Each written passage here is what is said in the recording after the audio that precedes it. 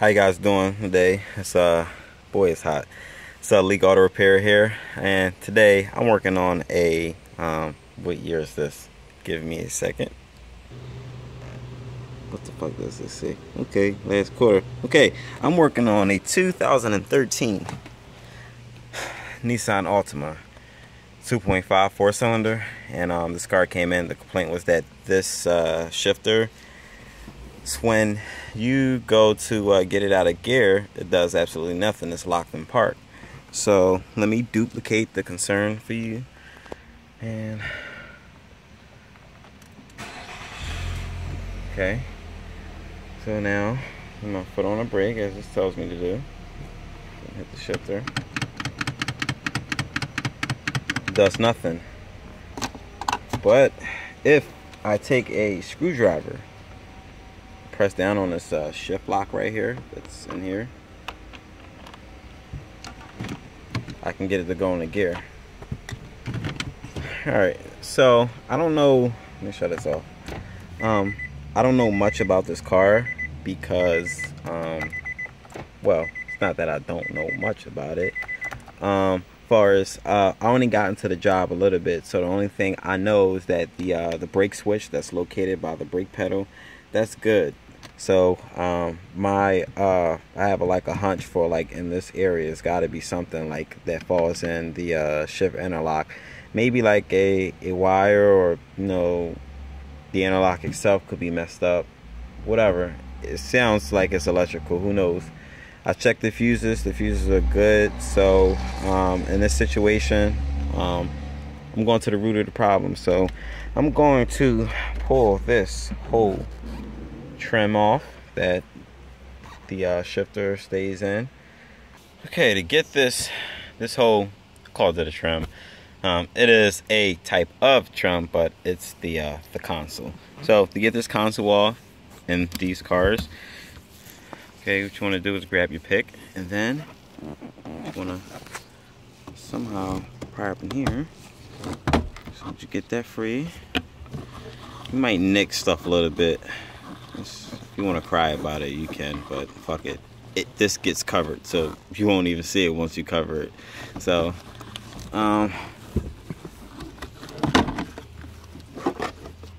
pull that off, okay, and if there's a connector of some sort, like right here, just go ahead and disconnect that. Next, you have two screws. If you can see, let me zoom in for you. That one right there, and there's another one on the other side. Let me see. So that looked like it's missing. So red flag. That right there tells me that someone probably was in this area already tampering with stuff and probably didn't put something back right. Who knows? Whatever, we're gonna figure it out. So, okay, to get the screw out, you're gonna slide this passenger seat forward. So, get you a Phillips screwdriver, snubby if you want, long one, doesn't matter. Take it off. This was even loose already. I didn't have to like really break it free. So I have like some evidence. Hopefully I can fix this car so this customer can be happy. And don't lose your screw. And like I said, the other one didn't have one. Next, I'm gonna get in the front seat, passenger or driver, doesn't matter, and these two bezels right here, trimming, whatever, just go ahead and pull it off. Normally with these you can kind of like grab it and then like pull it forward, but I'm gonna grab a pick and pry it open a little bit.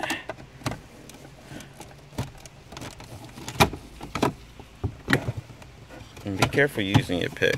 Make sure you got the right tools.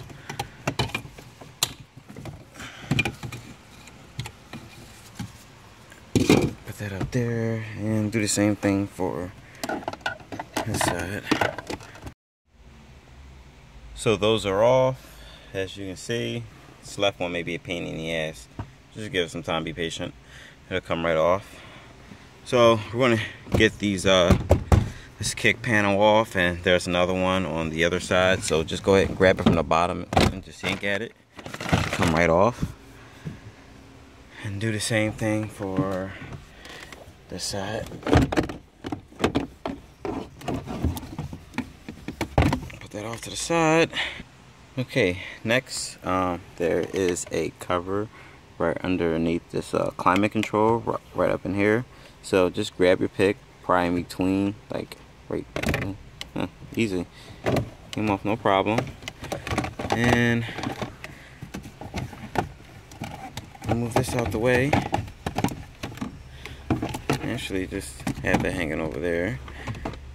Be best to disconnect the connector. So close this lid. Next, there are 2 screws. One, and there's the second one down in there.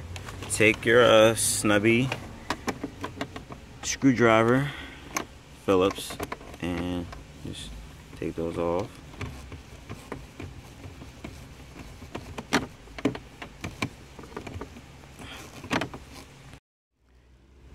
So as you can see, the 2 screws are out. So the next thing to do is, see this shifter right here, the shifter knob, this chrome part of it, you wanna, for most cars it's similar. For Nissan, this is how you do it. So just grab it and pull it down. You twist it and pull at the same time. And if you can see right there, on the side there's a clip. You wanna, I'm not sure if it goes in or out, but push the clip out and then pull up on the shifter. It should come off. So take your pick and just pull this clip.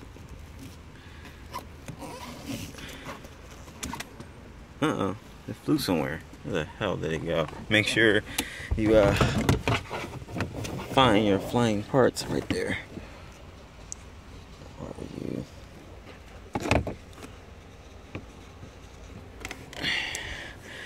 Yeah, this is the clip for the shifter. So let's put that off to the side. Do not lose it, and then just twist it. It should come straight up, just like that.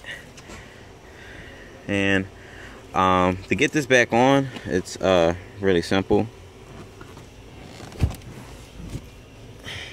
Goes on one way, you can't fuck up. So the same way it was in, the same way you put it back in.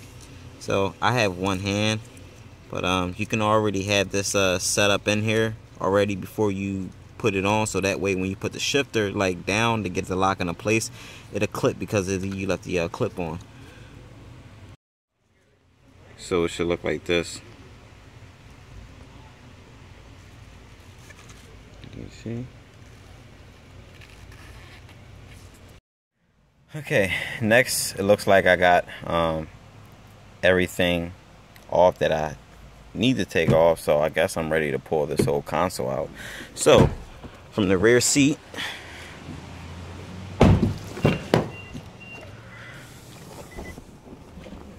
just lift up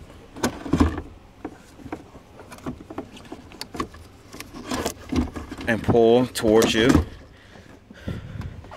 Actually, I'm gonna drop the camera. It's so fucking hot in here. I'm gonna drop the camera for a second, but lift up on this the console at the same time, and you want it to come over this the shifter knob right here.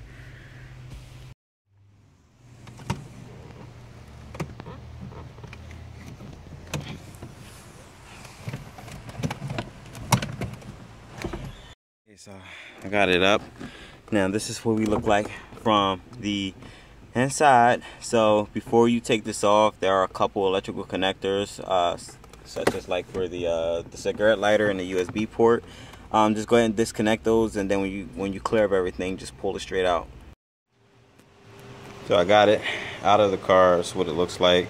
You know, your armrest thingy, console, cup holder slash cigarette lighter slash whatever, everything.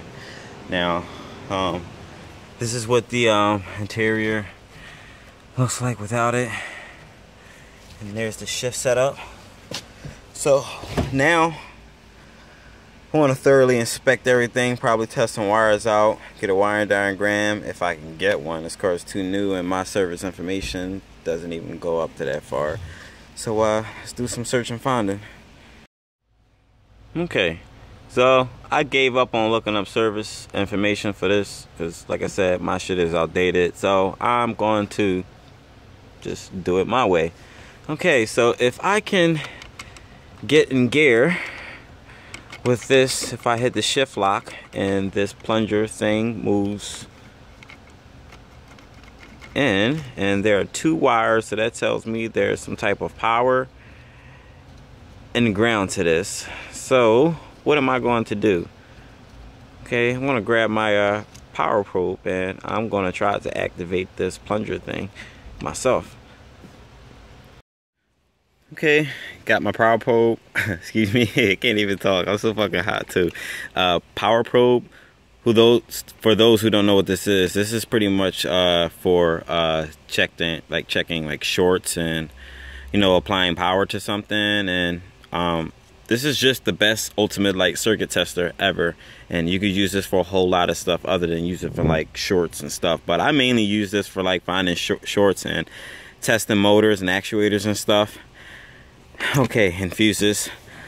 So, but I like it because it's has its own standalone power and ground.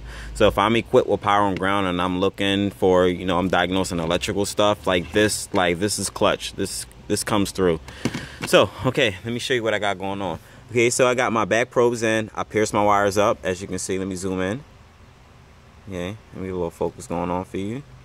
Okay, so I pierced it in the wire. You know how, you know, you're in the hospital and they want to run an IV through your veins. Okay, so this is how I ran my probe. I ran it in through, like, you know, the vein. So I pierced it in just like that. Make sure, try not to go out on the other side of it, but just get up in there. And I pretty much probed these 2 wires, the green one and the red one, coming from this this actuator. I mean, this some type of motor plunger thing, actuated plunger, whatever. I don't know what it's called. So I know what it's for. So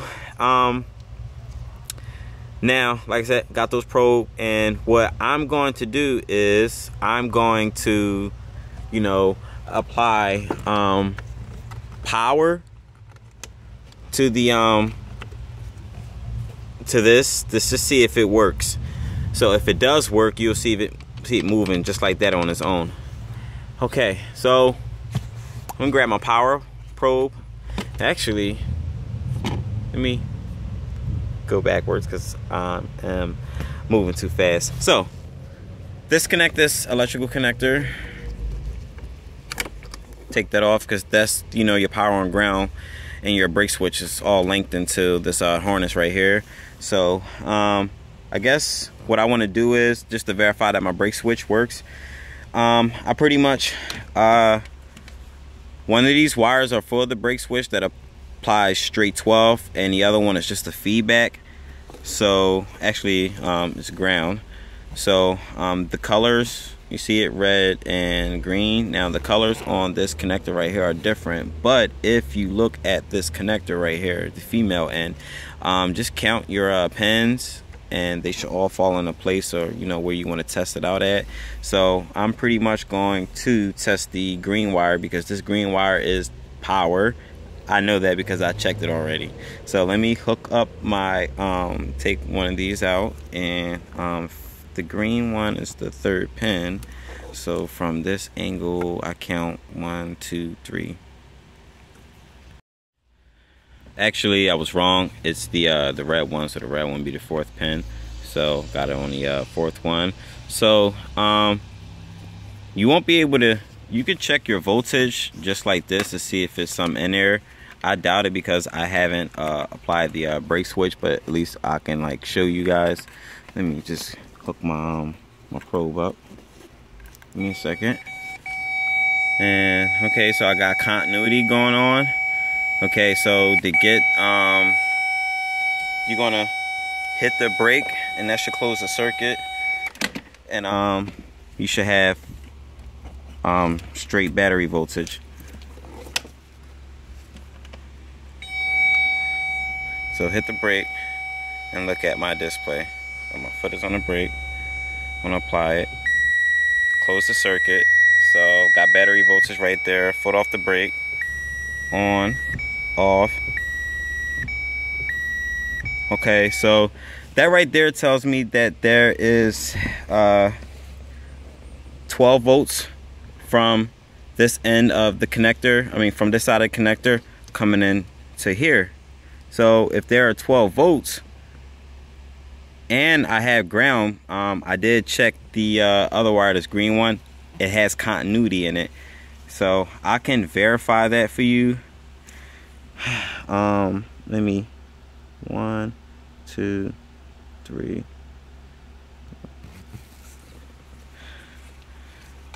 I know I'm like rushing, but I'm gonna go backwards and slow everything down for you guys. So there's my continuity. So I got power and ground. So next, let me hook it back up in the circuit for the the shift interlock.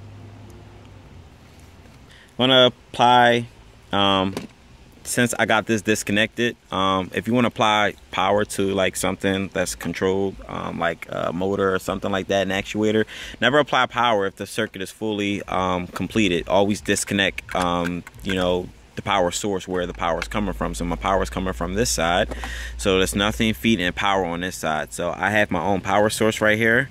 So I'm going to apply power to this red wire right here. That's also for this plunger. So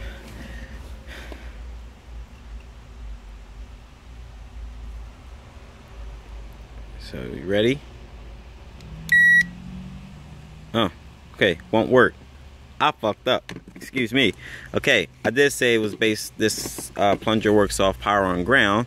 So let me just clip my auxiliary ground coming from my power probe. That's one thing I like about this. And hook it up to there. And I'm going to complete the circuit. My applying power here. Now I have continuity. So now I'm going to hit the I'm apply power, hit the switch up, and look at this right here. Wow. Let me turn this off.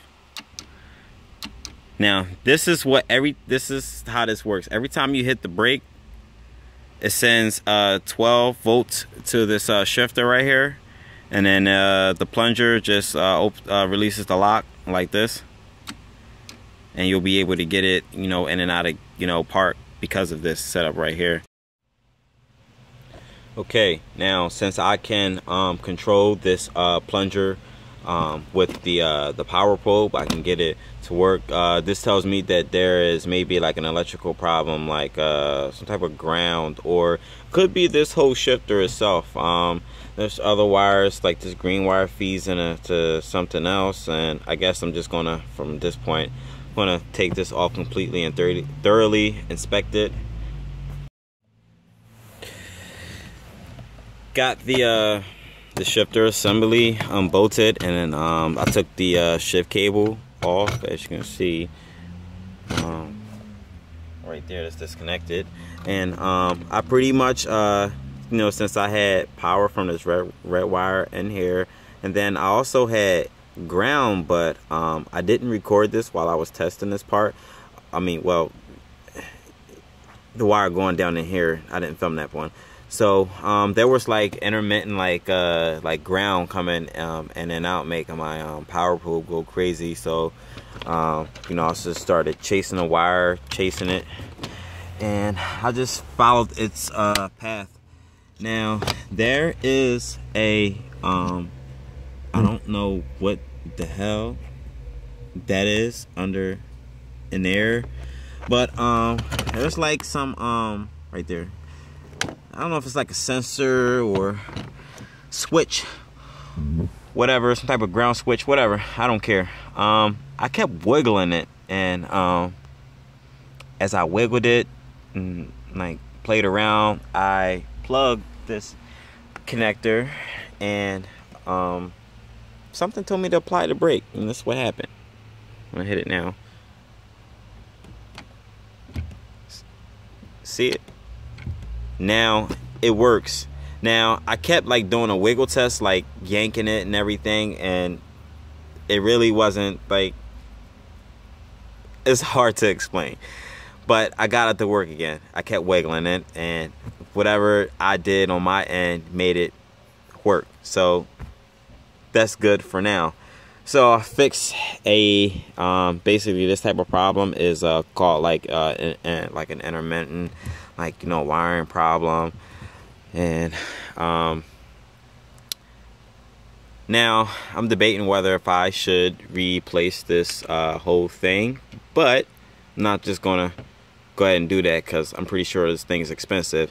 So for now, since it's working and everything, I'm gonna make sure all the wires are intact, good, everything looks good, and put everything back together and get this car out of here.